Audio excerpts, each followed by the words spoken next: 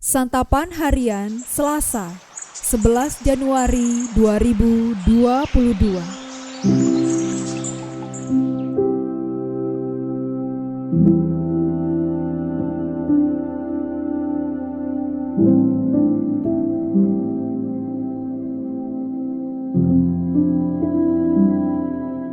Inilah program Santapan Harian, sebuah program yang mengajak Anda menelusuri isi Alkitab, agar Anda menemukan makna firman Tuhan sesuai dengan konteksnya.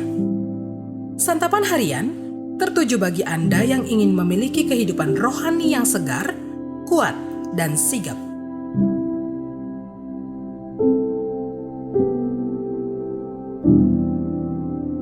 Hari ini kita akan membaca 1 Raja-Raja pasalnya yang ke-19, ayat yang pertama hingga ayatnya yang ke-18. Namun sebelumnya, mari kita berdoa. Sabdamu adalah suluh langkah kami. Terangilah kami di dalam sabdamu, di dalam kami mengarungi kehidupan ini ya Kristus. Di dalam namamu, Yesus Kristus, kami berserah. Amin. 1 Raja-Raja 19 ayat 1-18.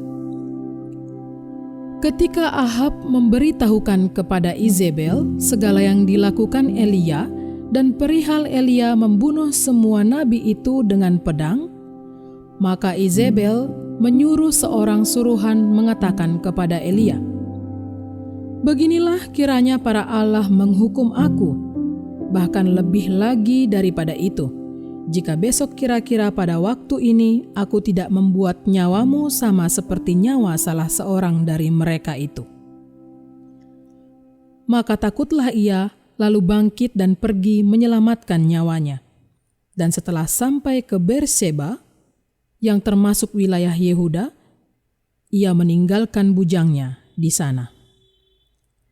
Tetapi ia sendiri masuk ke padang gurun sehari perjalanan jauhnya, lalu duduk di bawah sebuah pohon arar. Kemudian ia ingin mati, katanya, "Cukuplah itu, sekarang ya Tuhan ambillah nyawaku, sebab aku ini tidak lebih baik daripada nenek moyangku." Sesudah itu ia berbaring dan tidur di bawah pohon arar itu. Tetapi tiba-tiba seorang malaikat menyentuh dia serta berkata kepadanya, "Bangunlah, makanlah." Ketika ia melihat sekitarnya, maka pada sebelah kepalanya ada roti bakar dan sebuah kendi berisi air. Lalu ia makan dan minum, kemudian berbaring pula. Tetapi malaikat Tuhan datang untuk kedua kalinya dan menyentuh dia serta berkata, "Bangunlah, makanlah, sebab kalau tidak, perjalananmu nanti terlalu jauh bagimu." Maka bangunlah ia, lalu makan dan minum, dan oleh kekuatan makanan itu, ia berjalan 40 hari 40 malam lamanya sampai ke gunung Allah, yakni Gunung Horeb.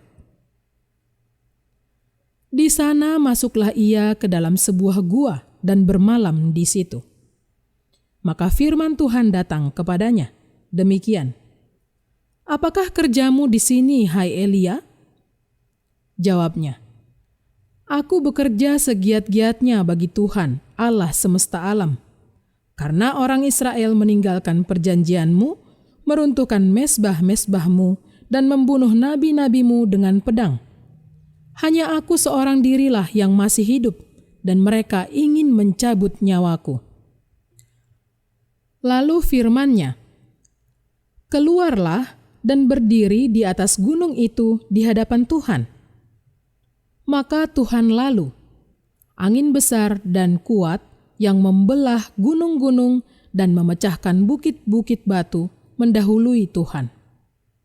Tetapi tidak ada Tuhan dalam angin itu.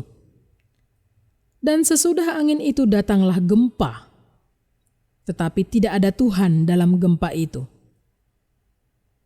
Dan sesudah gempa itu datanglah api, tetapi tidak ada Tuhan dalam api itu. Dan sesudah api itu, datanglah bunyi angin sepoi-sepoi basah.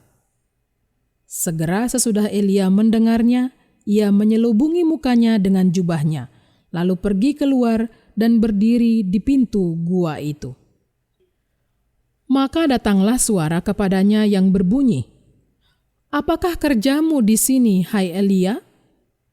Jawabnya, "Aku bekerja segiat-giatnya bagi Tuhan Allah semesta alam, karena orang Israel meninggalkan perjanjianmu, meruntuhkan mezbah-mezbahmu, dan membunuh nabi-nabimu dengan pedang. Hanya aku seorang dirilah yang masih hidup, dan mereka ingin mencabut nyawaku."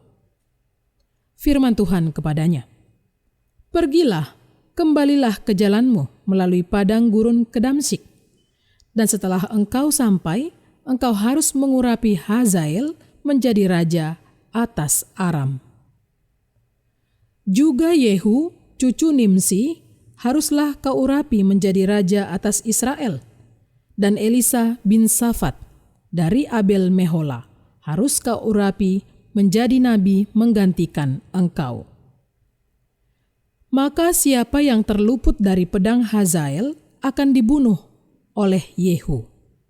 Dan siapa yang terluput dari pedang Yehu akan dibunuh oleh Elisa. Tetapi aku akan meninggalkan 7.000 orang di Israel, yakni semua orang yang tidak sujud menyembah Baal dan yang mulutnya tidak mencium dia."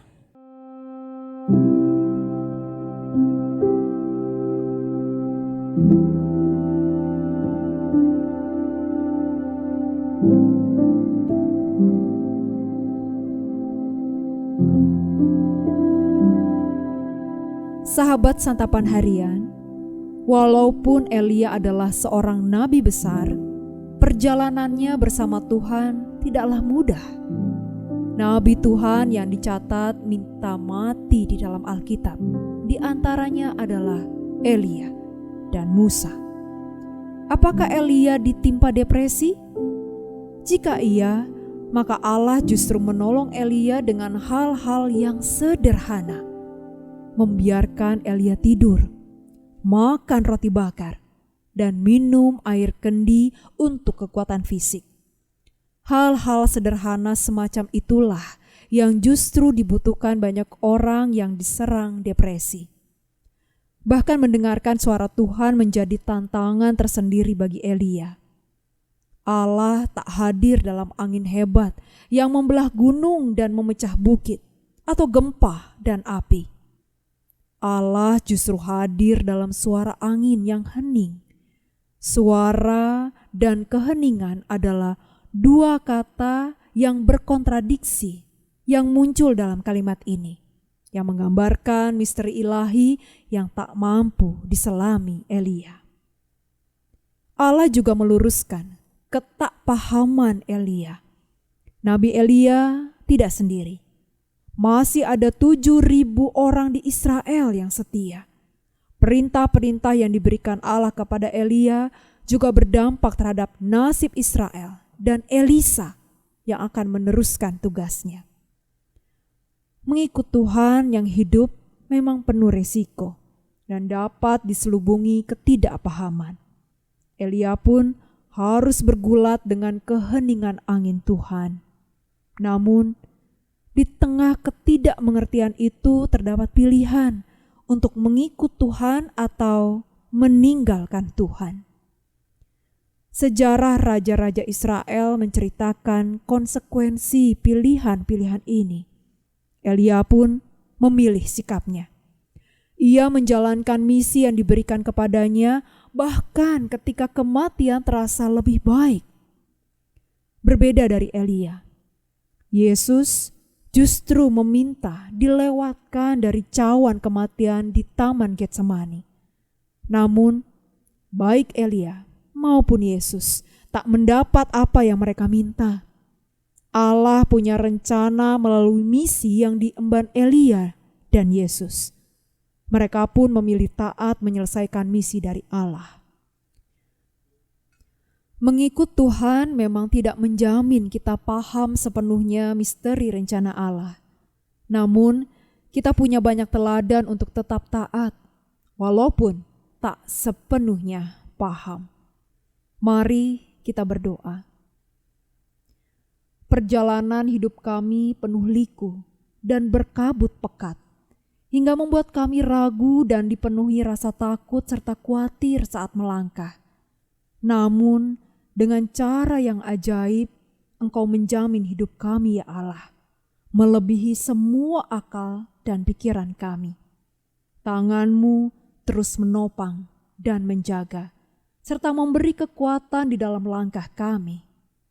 Kristus, kami percaya kepadamu. Di dalam nama-Mu, Yesus Kristus, kami bersembah. Amin.